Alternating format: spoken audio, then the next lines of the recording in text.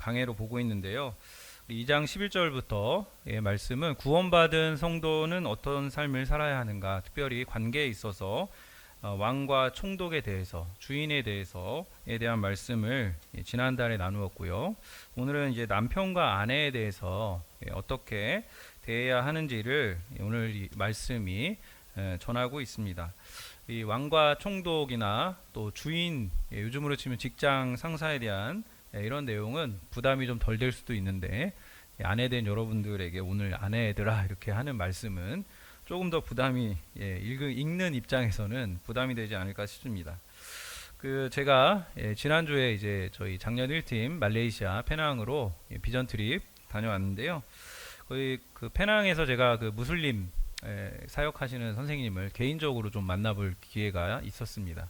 그분이 이제 하시는 말씀이, 이 말레이시아에서도 여성들이 공부도 잘하고 학구열도 높고 또 직장도 좋은 데로 간다고 합니다. 근데 그분이 참 이해를 못하는 것 중에 하나가 그 이슬람 국가잖아요. 근데 그렇게 젊은 여성들, 잘 좋은 직장에 가고 많이 배운 여성들이 결혼할 때 보면은 어떤 나이 많은 남자의 두 번째 아내로 가거나 네 번째 아내로 가거나 이런 일들이 굉장히 흔하다고 합니다. 그래서 그런 게 참 이해가 안 되는데, 이 한국 상황에서는 통용될 수 없는 이런 일부 다처제가 무슬림 국가에서는 여전히 건재하고, 그런 것들이 어떻게 보면 사탄이 구조적으로 여성들을 억압하고 있는 또 하나의 모습인데, 이 말레이시아 땅에서도 그런 모습을 좀 보게 된 것 같고요. 오늘날에도 이렇게 여성의 인권이 보장되지 않는 국가, 나라들이 참 많이 있다라는 것. 그리고 오늘 우리가 보는 이 말씀의 배경도 1세기잖아요. 그리스 로마 사회인데, 이때도 여전히 여성의 권리가 남성과 동등하지 않았다라는 것을 좀 염두에 두고 말씀을 보시면 좋겠습니다. 자, 1절에 보시면 이렇게 이야기를 시작하죠. 아내들아, 이와 같이란 말은 앞에 얘기입니다. 그래서 앞에 그 권세에 대해서 어떻게 하라? 순종하라, 이런 말씀했죠. 그런데 그 권세에 대한 순종은 그리스도께 대한 순종을 전제로 한다, 이런 말씀을 나눴었는데요. 자기 남편에게 순종하는 것도 마찬가지로 그리스도께 대한 순종을 전제로 하고 있습니다. 자, 그 다음에 이어지는 말씀에 보면, 이는 혹 말씀을 순종하지 않는 자라도, 이렇게 얘기하죠. 그러니까 믿지 않는 남편, 이 여성 성도의 남편이 불신자이거나 믿더라도 아주 낮은 수준의 신앙생활을 하는 사람, 가정의 평화를 위해서 교회를 좀 들락날락 거려주는 그런 남편의 그런 상황을 가리키고 있습니다. 그래서 베드로 사도는 이런 남편들이 주님의 사랑으로 가정을 이끌어갈 만한 상황이 아니더라도 그에게 순종하라고 권면을 하고 있습니다. 왜 순종을 해야 하냐? 그 다음에 이유를 얘기하고 있죠. 혹 불신 남편일지라도 말로 말미암지 않고 그 아내의 행실로 말미암아 구원을 받게 하려 함이니 너희의 두려워하며 정결한 행실을 봄이라. 그래서 베드로 사도는 이 남편이 아내의 선한 행동을 통해서 구원을 받도록 하라, 이런 순종을 명령하고 있습니다. 근데 사실 이 구절 자체가 이 당시 사회에서는 굉장히 급진적인 내용을 담고 있는 말씀이에요. 왜냐하면 당시 사회에서 아내가 남편과 다른 종교를 갖는다는 것은 거의 금기 같은 일이었거든요. 우리 자료를 하나 보겠습니다. 이 역사가 플루타르코스가 이런 기록을 남겼습니다. 한번 같이 읽어볼까요? 시작. 아내는 자신만의 친구를 두어서는 안 되며 남편의 친구를 자신의 친구로 삼아야 한다. 신들은 첫 번째이자 가장 중요한 친구다. 이런 이유로 아내는 남편이 숭배하는 신들만을 인정하는 것이 옳다. 이런 정서, 이런 분위기였다라는 것입니다. 그래서 아내가 남편이 섬기는 신을 섬기지 않는 것이 얼마나 당시에 급진적인 일이었는가를 우리가 볼 수 있고요. 그래서 이 말씀은 남편에 대해서 복종하라고 얘기하지만 사실은 그 전제로, 그리스도께 대한 복종을 전제로 남편에게 복종하라, 순종하라, 이런 말씀을 하고 있는 것입니다. 이 창세기에 보면은 하나님이 아담과 하와를 부부로 살아가게 하시는데, 우리가 잘 아는 말씀이죠. 창세기에 보면 돕는 배필로 지으셨다. 그래서 갈비뼈를 뭐 취해서 뭐 이렇게 하셨다. 이렇게 나오는데 이 말씀대로면 두 사람이 결혼을 할 때, 남녀 두 사람 결혼할 때 어떤 마음으로 해야 돼요? 내가 이 사람을 돕는 배필이 되겠다. 내가 이 사람을 위해서 희생을 하겠다라는 마음이 없으면 결혼하면 안 된다. 뭐 이렇게도 해석을 할 수 있는 것이죠. 근데 이제 그 첫사람 하와는 성경을 통해 볼 때 그런 역할을 역행했죠. 그래서 남편이 죄짓도록 하는, 도와주는 역할을 했고, 자기도 죄짓고 남편도 죄짓게 만드는, 하나님이 원래 의도하셨던 모습이 아닌 모습을 결과하는 그런 좀 비극적인 모습을 초래했는데, 근데 지금 말씀을 보면은 이 베드로전서에 나오는 말씀은 창세기에 말씀하셨던 돕는 배필로서의 역할을 주문하는 것이 아니라, 아내가 어떤 역할을 해야 되냐면 남편을 구원하는 자로서 살아야 한다라는 것을 말씀하고 있습니다. 그러니까 그 돕는 배필보다 중요한 아내의 책무는 이 말씀을 통해 보면 남편을 구원하는 것이에요. 그러니까 다른 표현으로 하면 너는 남편의 메시아로서의 역할을 해야 한다. 그렇기 때문에 너의 선한 행실로 남편을 구원하라 라는 요구를 하고 있는 것입니다.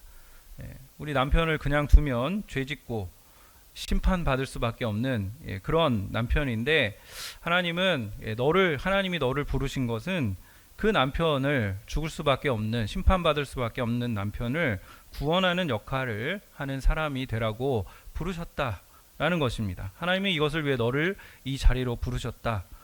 네가 남편의 메시아로서의 역할을 하고 희생하고 섬겨야 한다. 이런 말씀으로 해석할 수 있습니다. 생각해 보면 우리나라도 굉장히 가부장적인 유교 사회, 전통 사회에 있었죠.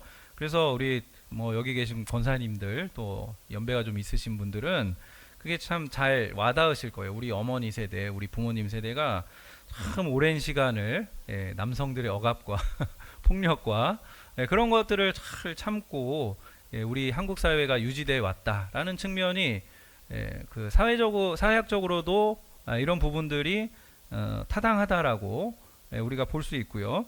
또 그 당시에 교회가 또 부흥하는 시기였기 때문에 그 믿음을 가지게 된 어머니들이 그런 남편들의 억압이나 폭력이나 박해나 언어적인 신체적인 폭력들 속에서도 믿음을 지키고 가정을 지키기 위해서 기도하면서 또 주님을 붙잡고 살아온 그런 우리 어머니들의 스토리가 다 있죠. 저도 이렇게 어릴 때 기억이 사실 저는 많지 않은데 그런 기억은 나요. 저희 어머니가 제가 어릴 때죠. 제가 막 어머니 걸레 닦는, 요즘엔 청소기 다 하는데 방바닥 훔치시잖아요. 이렇게. 그럼 제가 막 거기 막 매달려 가지고 막 이러고 있었는데, 한 가지 장면이 강렬하게 기억이 있는데 기도를 하셨어요. 막 방바닥 닦다가 울면서 막 기도하시고. 그러니까 이 말인즉슨 굉장히 힘들었다는 거죠. 근데 나중에 성인이 되고 나서 제가 이제 어머니랑 이야기할 나이가 돼서, 우리 여기는 청년들 정도 나이가 돼서 어머니가 그런 얘기를 들려주셨어요. 아버지가 젊을 때 굉장히 하나님께 불순종하고 우리 어머니도 힘들게 하고 그래서 하나님이 질병으로 이렇게 치신 거예요.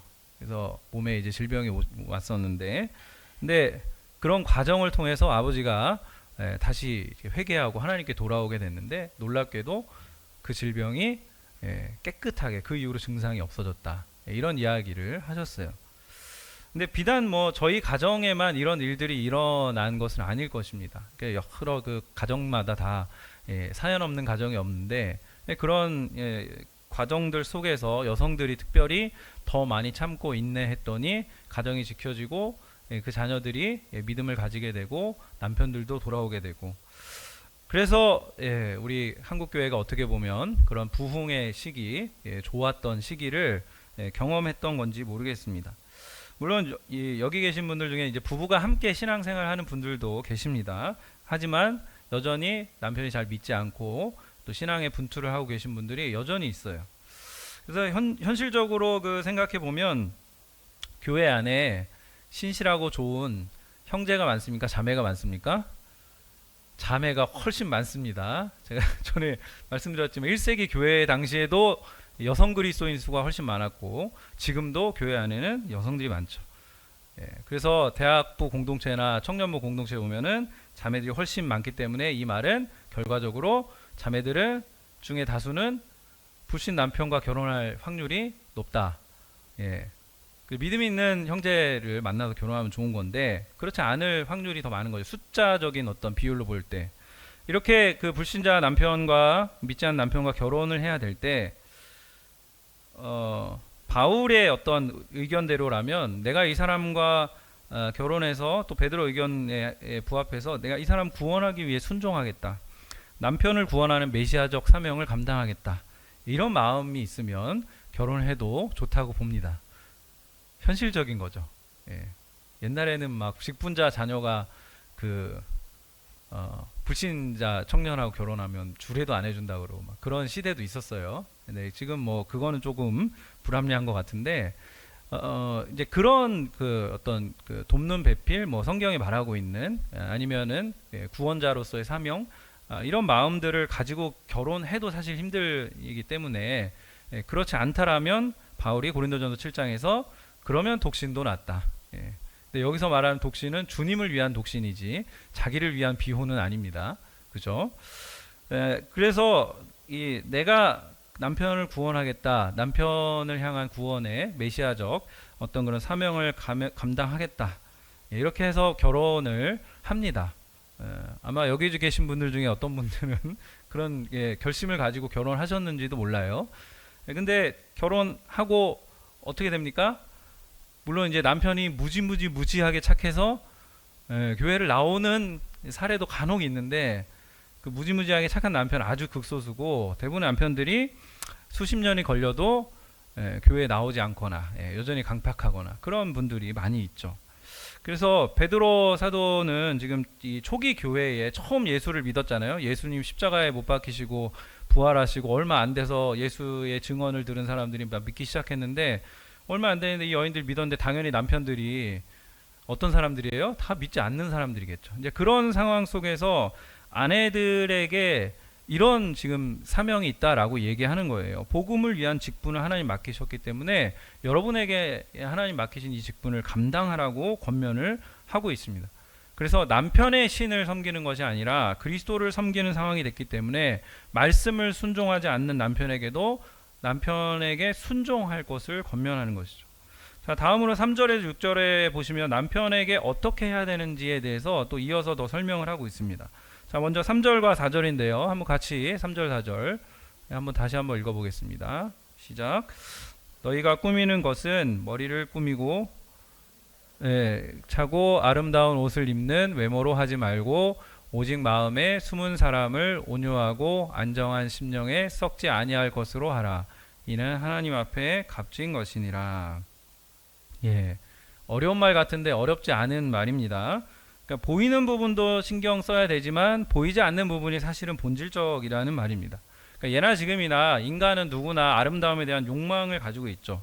우리 시대가 여전히 뭐 명품이나 이런 걸 소유하고 이런 걸 과시하는 것이 그게 일반적인 거죠. 막 이렇게 나쁘고 뭐 이렇게 생각하진 않죠. 일반적인 것처럼 당시 로마 사회에서도 상류층들이 머리를 예쁘게 따거나 치장하거나 과시로서의 그 장신구를 갖는 것, 이 착용하는 것이 일반적인 일이었다라고 합니다. 근데 이제 성경은 지속적으로 뭘 얘기하냐면 외적인 아름다움보다 내면의 아름다움이 훨씬 더 중요하다라고 지속적으로 얘기합니다. 잠언 11장 22절에 이렇게 말씀합니다. 외모가 아름다운 여인이 제멋대로 행동하는 것은 돼지코의 금고리와 같다. 이렇게 얘기합니다. 그러니까 마음에 있는 것이 겉으로 드러나는 것이기 때문에 그 하나님은 그것을 값지게 여기고 계시고 그 마음을 값지게 여기고 계시고 마음에 있는 것을 드러내는 삶을 살아라. 이게 너희의 단장이다 라고 이야기하는 것입니다. 그래서 여기 보면은 이제 성품적인 거죠. 온유하고 안정되며 정숙하며 그런 마음을 가진 사람이 참된 아름다움을 소유한 사람이고 이런 아름다움은 썩지 않는 것이고 하나님 보시기에 귀하고 값진 것이다 라고 말씀하고 있습니다. 그러니까 오해하시면 안 됩니다. 외모를 꾸미면 안 되는구나 라는 게 아니라 여러분 외모를 꾸미셔야 됩니다. 그죠? 남편이 네일 하는 걸 좋아하면 네일을 하시고 그죠? 여러분이 꾸미는 걸 좋아하면 꾸미시고 근데 남편이 아니라 내가 꾸미는 걸 좋아하면 꾸며도 됩니다. 근데 예, 성경이 말씀하는 바는 뭡니까? 지향하는 바가 어디에 있느냐라는 겁니다. 내면의 아름다움의 지향이 아니라면 그것은 썩을 것이고, 내면의 아름다움을 지향하는 가운데 추구되는 것은 괜찮다라고 말씀하고 있는 것입니다. 그래서 이 하나님의 형상을 닮은 인간은 이 인격의 고매함, 이런 표현 있죠. 고상함, 이런 게 인간의 아주 그 존재적 특질이거든요. 그래서 성경은 그런 인간의 존재적인 특질인 고상함, 고매함, 인격의 우월함, 인격의 성숙함, 이런 것들을 추구하라고 말씀하고 있습니다. 왜냐하면 이게 영원한 것이거든요. 천국에 가서도 남을 것이기 때문에 외적인 아름다움, 외적인 외모는 어차피 이렇게, 그렇죠? 나이가 들고, 그죠?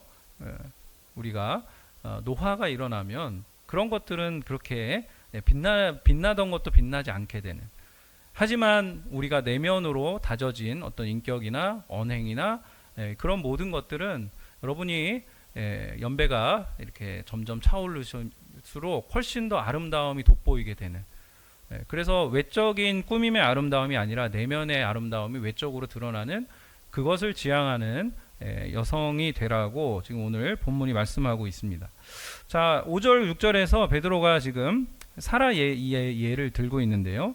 5절 6절 말씀 한번 다시 읽어보겠습니다. 시작. 전에 하나님께 소망을 두었던 거룩한 부녀들도 이와 같이 자기 남편에게 순종함으로 자기를 단장하였나니, 사라가 아브라함을 주라 칭하여 순종한 것 같이 너희는 선을 행하고 아무 두려운 일에도 놀라지 아니하면 그의 딸이 된 것이니라. 예, 이 베드로가 많은 믿음의 아내들이 있었는데 그 중에 사라가 있었다. 예, 이런 이야기를 합니다. 아브라함은 별칭이 믿음의 조상이죠. 예, 믿음의 조상인데, 사라가 보기에 이 아브라함은 정말 믿음의 조상 같은 위대하고 훌륭하고 한결 흠이 없는 그런 사람이었을까요? 예, 이 창세기 우리가 읽어보면 그렇지 않죠. 그 아브라함이 사라를 몇 번 팝니까? 2번 팔아 넘기죠. 그래서 우리가 성경 읽을 때 그런 질문을 해요. 아, 사라가는 과연 아브라함을 용서했을까? 용서했으니까 같이 다녔겠죠. 그러니까 사라가 볼 때, 여러분 남편과의 관계도 그렇잖아요. 늘 그런 가끔 그런 존경받을 만한 남편, 존경받을 만한 아내, 그런 관계 있는데 꼭 매번 그렇지는 않아요. 늘 존경받을 만하고 늘 사랑받을 만하다고 사라도 생각하지는 않았을 것 같아요. 근데 남편이 마음에 들지 않는 순간이 있었지만 사라가 아브라함을 주인으로 여기고 순종했다. 그래서 베드로는 이렇게 얘기하는 거예요. 그 순종이 단장을 한 것이다 라고 이야기를 합니다. 어떻게 보면 여러분은 이게 불편하실 수도 있지만, 사라가 순종해서 자기를 단장했다라고 얘기해서, 그래서 너희도 지금 너희의 상황에서 선을 행하고 두려운 일에도 놀라지 않으면 너희도 사라와 같은 하나님의 자녀가 되었다, 자녀가 된다, 이런 얘기를 하고 있습니다. 창세기 보면은 하나님이 주로 누구에게 나타납니까? 아브라함에게 나타납니까? 사라에게 나타납니까? 아브라함한테 나타나시죠. 그러니까 사라 입장에서는 뭐예요? 아브라함에게 어떤 신이 나타나는데, 꿈에 나타나는데 어디로 가라, 갈대아우르로 가라. 근데 아내한테 얘기하는 거죠. 여기로 가라고 하셨어. 근데 아내 입장에서 어때요? 내가 직접 들은 말이 아니죠. 근데 듣고 그냥 남편이 얘기했으니까 순종하고 가는 거예요. 그러니까 아브라함의 순종 뒤에는 사실 사라가 아브라함을 주인으로 여기고 그 아브라함이 받은 하나님의 말씀에 권위에 순종하는 이 숨겨진 순종이 있는 거예요. 그래서 사라 입장에서는 그냥 안정된 길을 포기하고 자기 고향에 그냥 살았으면 훨씬 더 편한 삶을 살았을 텐데, 여러분과 같이 고향을 떠나서 낯선 곳, 낯선 환경으로 계속해서 이동하는 그런 유목민의 삶을 살게 되었던 것입니다. 그런 어려움을 계속해서 겪음에도 불구하고, 심지어는 자기를 2번이나 팔았음에도 불구하고 사라는 하나님의 약속을 믿고 아브라함을 따라서 결국에는 하나님의 음성을 사라도 듣고 하나님이 약속하신 자녀 이삭을 선물로 받는 그런 믿음의 결과들을 우리가 보게 됩니다. 그래서 베드로가 이런 권면을 하면서 남편의 혹은 남편의 종교에 순종하는 것이 아니라 그리스도께 너희가 순종하게 되었으니 그리스도께 순종하게 된 결과로 보니까 남편은 다른 신을 섬기고 있지만 그 남편을 위해서 그 남편을 그리스도께 인도하기 위해서 하나님께 순종하고 남편에게도 순종하라. 그래서 너의 행실을 통해서 남편의 구원을 받을 것이다 라는 그런 권면을 하고 있습니다. 그러니까 이런 원리 안에서 그리스도를 믿는 우리 아내들은, 남편이 특히 그 믿지 않는 남편을 둔 아내들은 하나님 앞에서 하나님이 값지게 여기신 것을 추구하는 삶을 살고 그렇게 자기를 단장하라, 그렇게 순종하라, 이렇게 명령하고 있는 것이죠.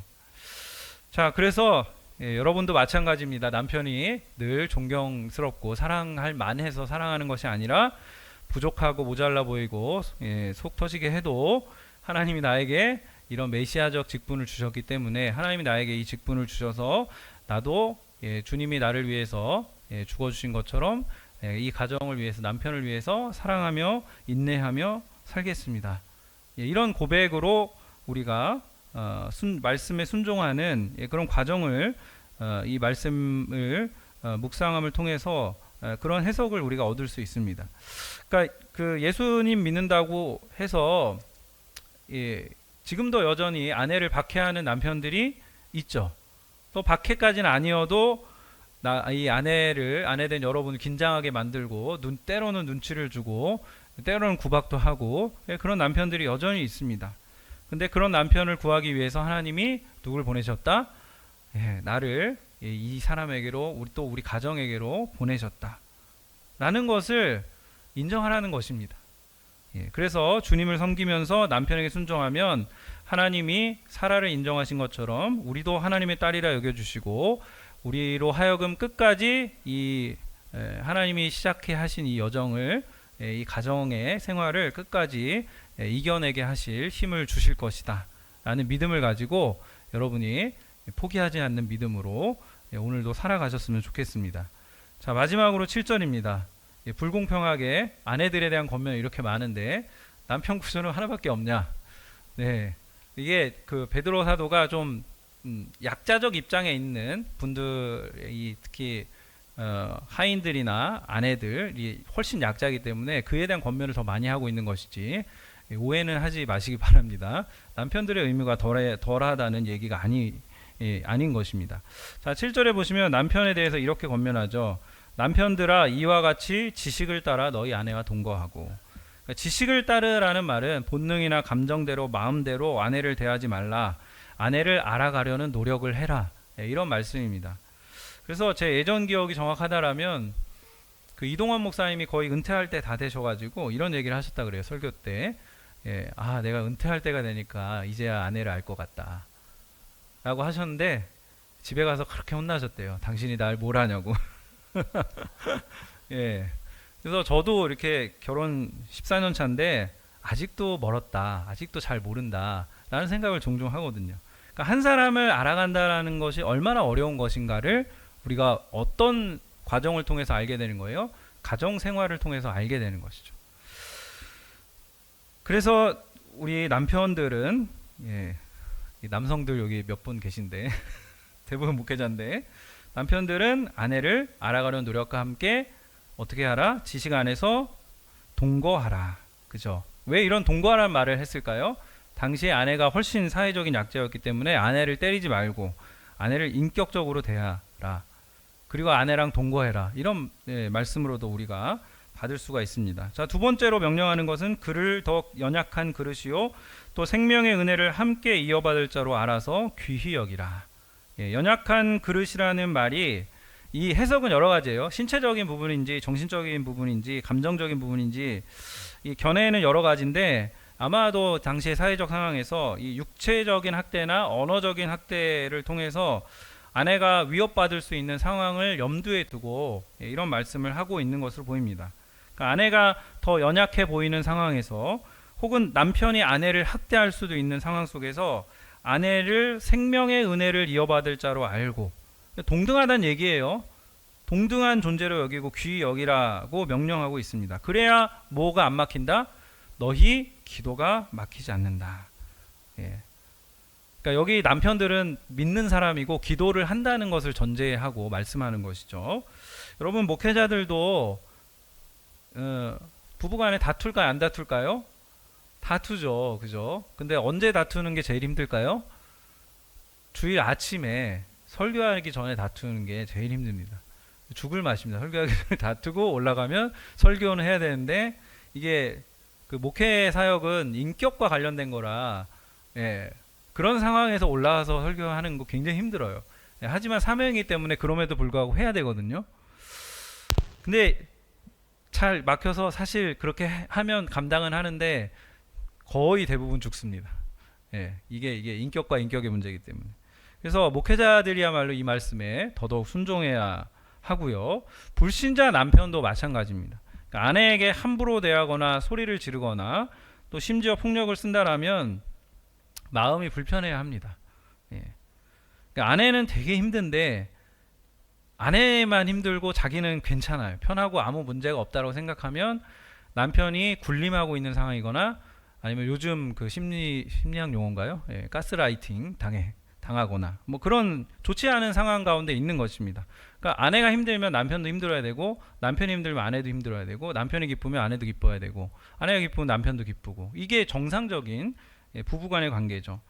그래서 남편이 아내를 섬기고 위해주고 사랑하고 귀히 여기면 아내만 좋은 것이 아니라 서로에게 큰 유익이 되는 것이다 라고 오늘 말씀이 권면하고 있습니다. 여러 말씀을 드렸지만 이 결론만 잘 기억하시면 됩니다. 자, 말씀을 정리해 보겠습니다. 첫 번째 명령 이거였습니다. 아내는 남편에게 순종해야 한다. 근데 이 순종은 그리스도께 대한 순종을 전제하는 것이다. 특히 믿지 않는 남편에게 순종하는 목적은 무엇이라고요? 남편을 구원하기 위해서다. 어렵지 않죠? 그리고 내가 먼저 믿은 것은 남편을 구원하는 직분을 받은 것이다. 메시아로서의 사명을 받고 남편을 구원하는 행실, 아름다운 행실, 내면의 아름다움, 순종함으로 그 남편을 변화시켜야 한다. 강제 개종하라는 말이 아니고 아름다운 행실로 변화시키는 것. 그것이 사명이다라고 얘기하고 있고요. 둘째로는 이렇게 돼 있죠. 남편은 아내와 동거하고 아내를 귀하게 여겨야 합니다. 그래야 기도가 막히지 않고 하나님과의 관계도 막히지 않는다. 예전에는 교회에서는 경건하게 보였던 분들이 나중에 얘기 들어보면 가정에서 아내에게 신체적인 또 혹은 언어적 학대, 폭력 이런 것들이 굉장히 비일비재하게 있었습니다. 교회 안에도. 근데 성경이 분명히 뭘 말하냐면 그것은 참된 경건이 아니다. 그것은 참된 모습이 아니다. 남편이야말로 기도가 막히지 않도록 아내와의 관계에서 아내를 귀히 여기고 아내를 위해 최선을 다하라고 명령하고 있습니다. 자, 이렇게 우리는 복음이 역사하는 가정이 되어야 한다라고 오늘 성경이 권면하고 있습니다. 이 아내의 남편에 대한 순종 혹은 복종은 상호성이에요. 상호성. 그죠? 일방성이 아닙니다. 그래서 에베소서에 보면은 여러분 조금 억울하실까봐 제가 에베소서에는 바울이 훨씬 더 길게 얘기를 하고 있고요. 아내는 남편에게 순종해야 되지만 남편은 어떻게 해야 한다고 나옵니까? 남편은 그리스도께서 자신을 교회를 위해 주심같이 남편들 아내에게 그렇게 하라. 여러분 순종하는 게 쉽습니까? 그리스도께서 자신을 목숨을 주셔서 교회를 사심같이 그렇게 남편이 하는 게 더 어느 게 쉽습니까? 순종하는 게 더 쉬워요. 뒤에 게 더 어려운 거예요. 그래서 남편에게 오히려 훨씬 더 어려운 걸 주문하고 있는데 우리는 좀 참 인간 본성이 좀 악해서 어떤 것만 생각합니까? 아내는 복종해야 돼. 남자들은 뭐 이런 것만 기억하고 있어요. 근데 이 상호성을 우리가 잃어버리면 안 되고요. 부족하고 불완전한 이 두 사람이 만나서 부부가 됩니다. 근데 그 부부관계 안에서 어떻게 살아야 하는지, 특히 믿지 않는 남편이 있는 상황에서는 어떻게 우리 가정에서 하나님 나라를 이루어 가야 하는지 베드로가 이런 부분에 대해서 오늘 우리에게 권면하고 있습니다. 여러분, 하나님께서 우리에게 가정이라는 선물을 주셨습니다. 그래서 이 가정을 향한 사명을 하나님이 나에게도 주셨구나. 그리고 이 사명을 감당하는 삶을 끝까지 살아야겠구나. 이렇게 마음 먹고 하나님 앞에서 인내함으로 기도함으로 주님 앞에 나아가는 여러분 되기를 주님의 이름으로 축원드립니다. 우리 함께 찬양